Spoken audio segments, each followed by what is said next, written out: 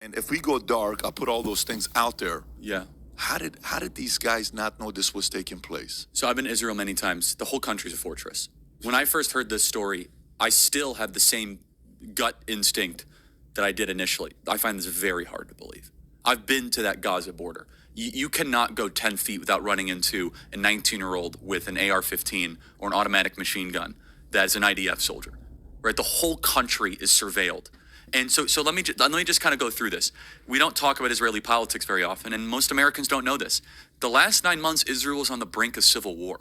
It's not an exaggeration. This judicial stuff, there were hundreds of thousands of Israelis taking to the streets because Bibi Netanyahu was basically redefining the Israeli constitution. That's not an exaggeration, right? He said the judicial branch has too much power.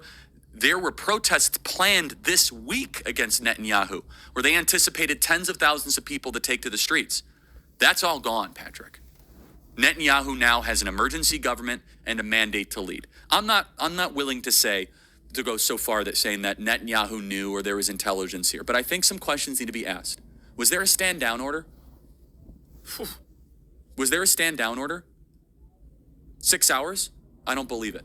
Israel's the size of New Jersey. When I took a helicopter ride from Jerusalem to the Gaza border, it's 45 minutes. Wow. 6 hours. They're live streaming the killing of Jews. Did somebody in the government say stand down? That is a legitimate, non-conspiracy question. The whole country is the IDF.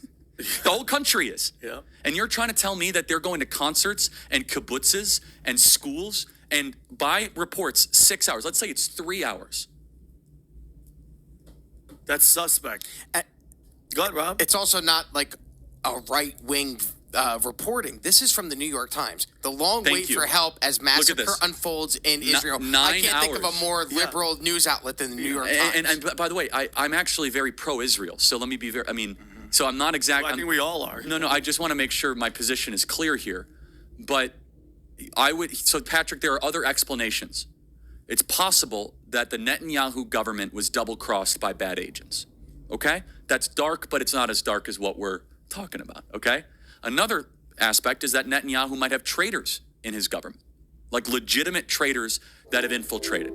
I was texting with some senior people